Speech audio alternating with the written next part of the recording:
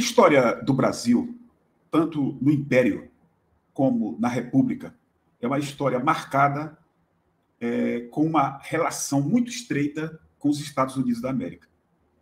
Por sinal, os Estados Unidos da América foi o primeiro país a reconhecer a independência do Brasil em 1822.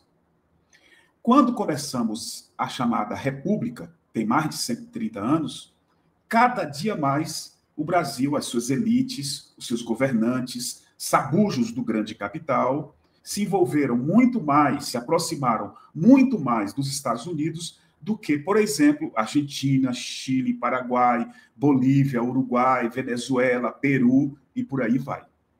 Por sinal, as elites brasileiras viraram as costas para a América do Sul, para a América Latina.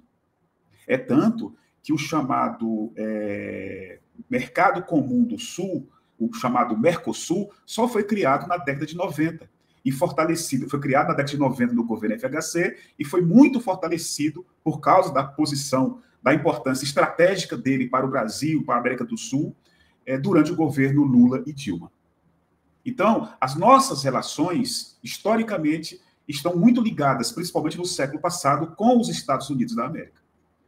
É tanto que, durante a chamada Guerra Fria, quando o mundo bipolar, de um lado os Estados Unidos, do outro a hoje ex-União Soviética, na época da chamada Guerra Fria, o Brasil estava sob o guarda-chuva do imperialismo estadunidense muito mais do que hoje.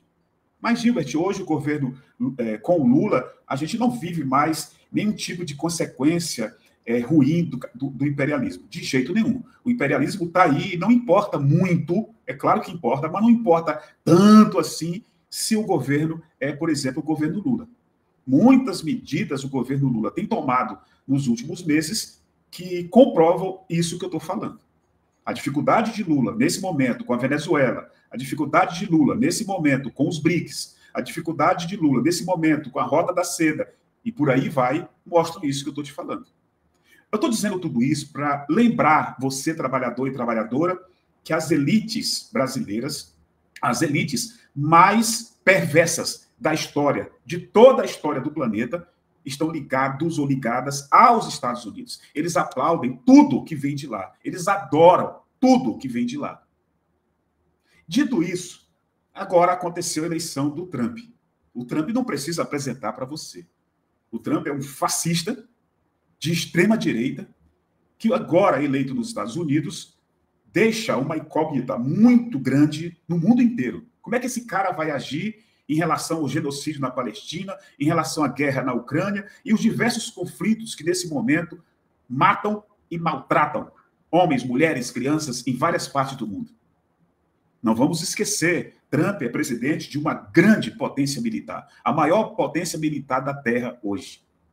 É claro que essa potência militar, como os especialistas falam, os pesquisadoras, está em franca decadência.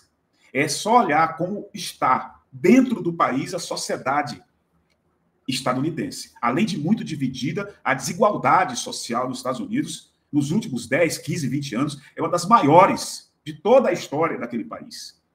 Então, estão em franca decadência. Nesse momento, em franca decadência, eles estão muito perigosos, porque vão investir no que eles são muito bons, que é na guerra, na produção de arma e na guerra, alimentando conflitos, alimentando matança em todo o planeta. E tendo à frente o Trump, fica muito mais complicado, fica muito mais difícil.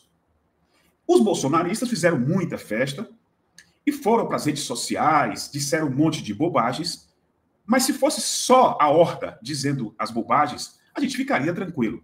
O problema é que ela fala o que a grande mídia reproduz, o que a grande mídia espalha na sociedade, nos lares brasileiros. E o que a grande mídia está falando? Que a vitória do Trump vai criar dificuldades ainda maiores para o governo Lula, que a vitória do Trump pode ajudar o Bolsonaro a se livrar da punição, que ele tem que ser punido pelo golpe do dia 8 de janeiro. A grande mídia está falando, inclusive, olha o absurdo, que o Trump vai impedir, a pedido do Eduardo Bolsonaro, que, por exemplo, o Moraes não possa entrar no país. Gilbert, é verdade uma coisa dessa? Estou falando, cara. A grande mídia conversa, fala, espalha isso, a horda pega e joga na esgotosfera. Como é que o Moraes reagiu a essa asneira? O ministro Alexandre de Moraes reagiu com sarcasmo e risos à vitória de Donald Trump, especialmente ao comentar os potenciais desafios que podem surgir para o Supremo Tribunal Federal com o retorno do republicano à Casa Branca. Em particular, o magistrado do Supremo Tribunal Federal fez observações sobre o risco de ter seu visto revogado pelas autoridades dos Estados Unidos.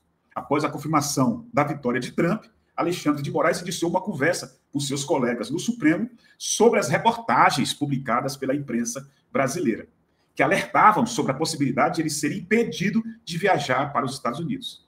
O ministro abordou o tema de forma bem-humorada, minimizando qualquer chance de que isso realmente acontecesse. Segundo o interlocutor, disse a coluna de Manu Gaspar no jornal O Globo. Então está aí a reação de Moraes a essa história de que os Estados Unidos vão revogar o visto dele e ele não vai mais poder viajar para aquele país. Comente, compartilhe, se inscreva. Muito, muito, muito obrigado e até o próximo vídeo.